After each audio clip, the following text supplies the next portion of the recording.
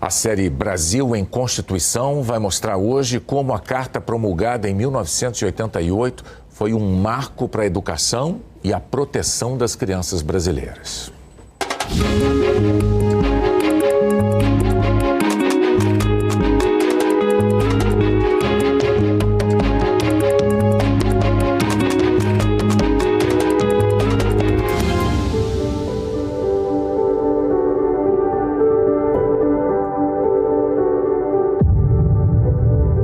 Houve um tempo no Brasil em que as crianças não tinham voz nem vez. Muitas não tinham acesso à escola e algumas eram submetidas até a trabalho cruel.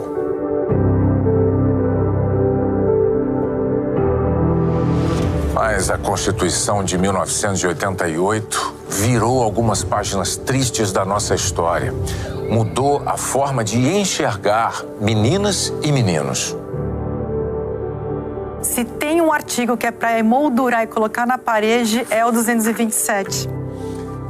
Esse artigo diz: é dever da família, da sociedade e do Estado assegurar à criança, ao adolescente e ao jovem, com absoluta prioridade, o direito à vida, à saúde, à alimentação, à educação, ao lazer, à profissionalização, à cultura, à dignidade, ao respeito, à liberdade e à convivência familiar e comunitária, além de colocá-los a salvo de toda forma de negligência, discriminação, exploração, violência, crueldade e opressão. O artigo 227 colocou a criança e o adolescente na condição de cidadãos e estabeleceu que eles são prioridade. Prioridade. Prioridade. Prioridade. Prioridade. Prioridade. Prioridade. Prioridade.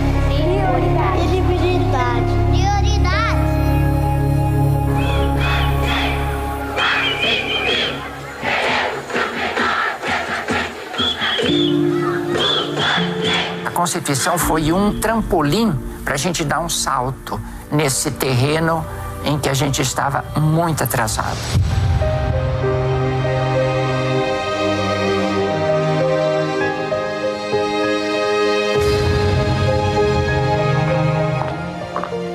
A gente ouve até hoje, quando eu estava na escola pública era de qualidade, a gente tinha bons professores, a escola era linda. Essa frase é uma falácia, porque essa escola ela atingia um contingente muito pequeno das crianças e jovens do Brasil. Para criança de rua, escola de rua. E escola de rua não tem parede, não tem lousa e nem carteira. Aqui na Vila Pompeia, zona oeste de São Paulo, por exemplo, a sala de aula das crianças de rua fica nesta pracinha barulhenta, ao lado de duas avenidas bem movimentadas. O desespero da mãe na fila de matrícula mostra bem a dificuldade de se conseguir uma vaga na escola pública. Faltava escola para todo mundo? Como é que era? Faltava escola. Eu lembro que minha mãe pegou filas quilométricas para fazer minha matrícula na escola. Eu aprendi com os meus professores e reproduzi esse conhecimento para as crianças que não conseguiam vaga na escola. Cisalvo Souza surpreendeu o Brasil com uma ideia ambiciosa. Criou uma escolinha improvisada no fundo do quintal de casa e virou professor de 60 meninos e meninas pobres de Petrolina. Michele, agora com 7 anos, já sabe ler. Suas amiguinhas para o aniversário da boneca Lili. O que eu quero alcançar é ser professor mesmo e poder ajudar a quem precisa. Você acha que vai ensinar muita gente ainda? Acho que sim, no futuro. Uau! É poder acreditar que a educação transforma, porque ela me transformou.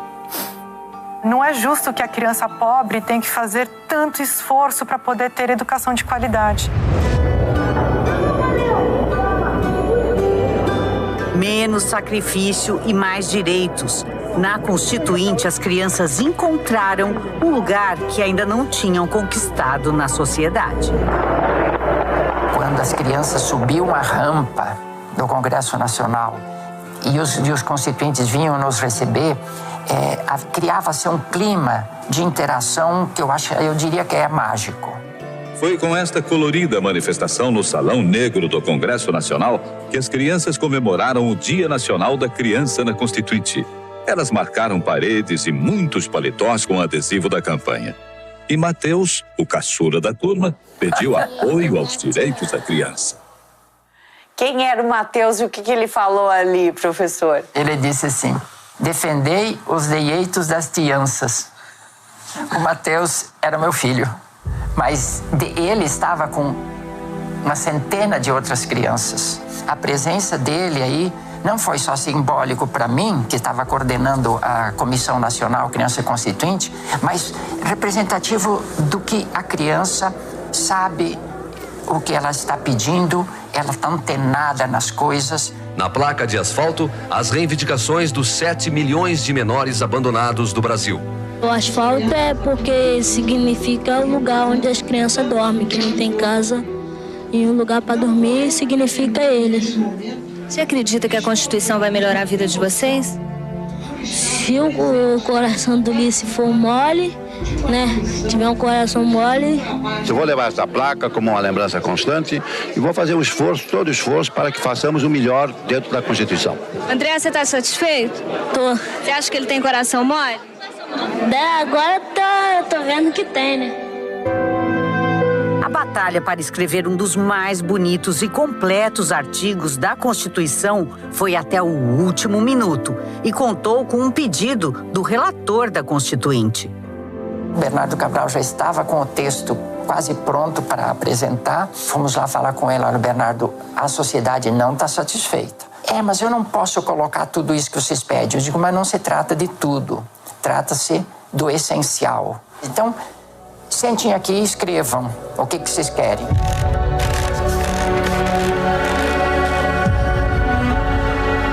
Aí nos entregou lá uma cadeira e puxamos mais outra, porque éramos dois. Eu sentei na máquina e ensaiamos uma redação. Artigo 227. É dever da família, da sociedade e do Estado assegurar à criança, ao adolescente e ao jovem com absoluta prioridade o direito à vida, à saúde, à alimentação, à educação.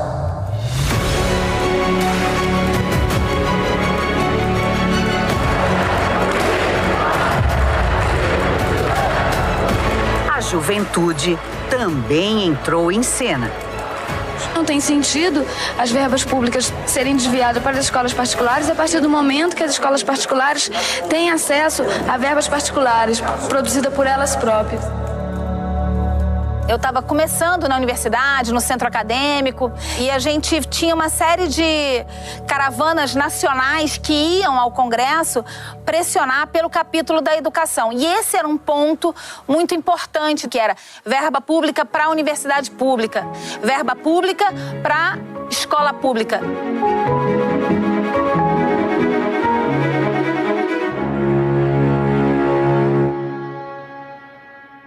A Constituição de 1988 colocou a infância brasileira num outro patamar e inseriu o principal meio de inclusão e de ascensão social, a educação, como um direito fundamental.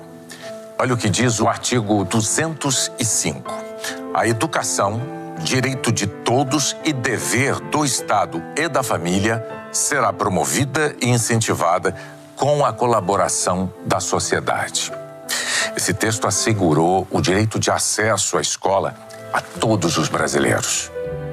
O artigo 206 detalha como o ensino será ministrado, com liberdade de aprender, ensinar, pesquisar e divulgar o pensamento, a arte e o saber.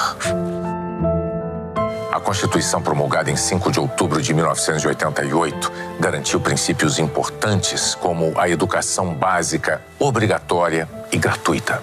Num país de 30.401.000 analfabetos, afrontosos 25% da população, cabe advertir: a cidadania começa com o alfabeto.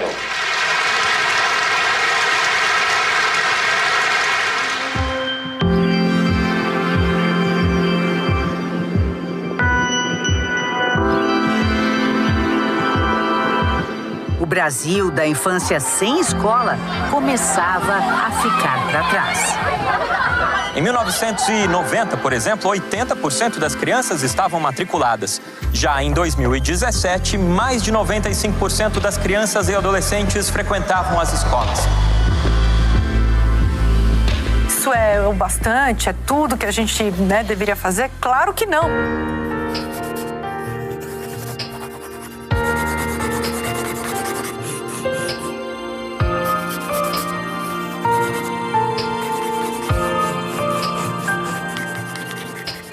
As crianças e jovens que participaram da grande mobilização pela infância e a educação, sem dúvida, ajudaram a colorir um novo tempo.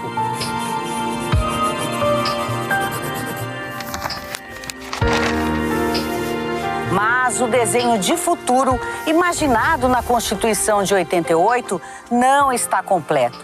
Se a inclusão foi a grande batalha do passado, agora é o investimento em qualidade que precisa sair do papel e chegar para todos. A pandemia aprofundou ainda mais a desigualdade entre os brasileiros em relação à educação.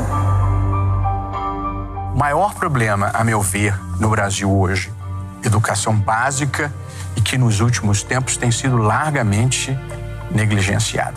Portanto, não alfabetização da criança na idade certa, evasão escolar no ensino médio, um déficit de aprendizado que a criança termina o ensino fundamental e o ensino médio não aprendeu o que tinha que aprender, e a falta de atratividade da carreira de professor.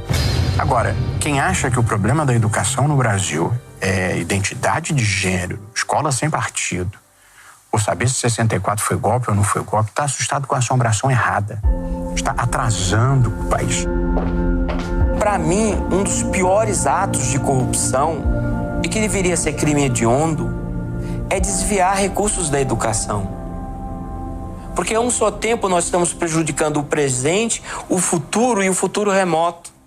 E nós estamos retirando das pessoas individualmente, da coletividade como um todo e das gerações futuras.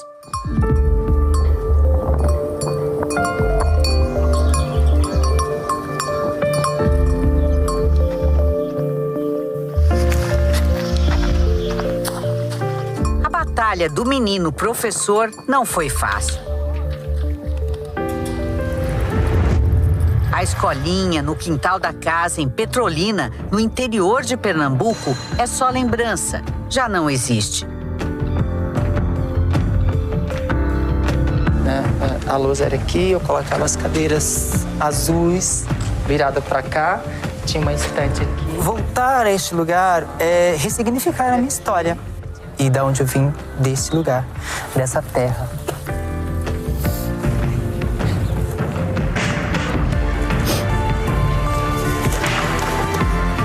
Como pelo Brasil afora, as crianças da região frequentam escolas públicas, mas Risalvo segue na luta pela educação.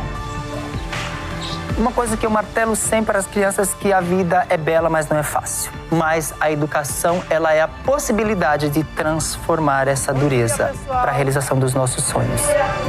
Vamos lá, vamos sentar no lugar para nossa aula, que já vai começar. Eu sou feliz como professor. A Constituição de 1988 deu régua e compasso, mas o futuro tem que ser traçado por todos. Logo após a promulgação da Constituição de 88, nós tivemos a promulgação do Estatuto da Criança e do Adolescente, que também é uma lei muito avançada para a sua época, mas basta nós andarmos na rua, obviamente, para sabermos que ainda existe muito a ser feito.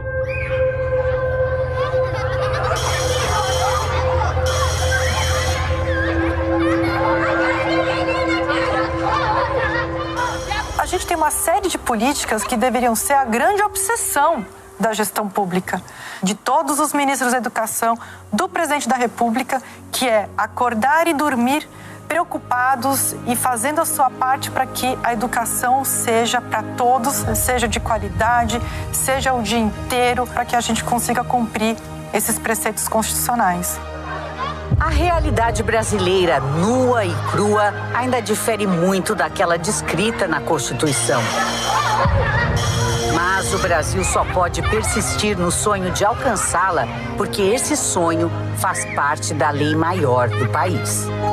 A Constituição, ela é um tesouro para a nossa democracia. Tudo que a gente precisa para transformar, aqui tem. Prioridade. Prioridade. Prioridade. Prioridade. Prioridade. Prioridade. Prioridade.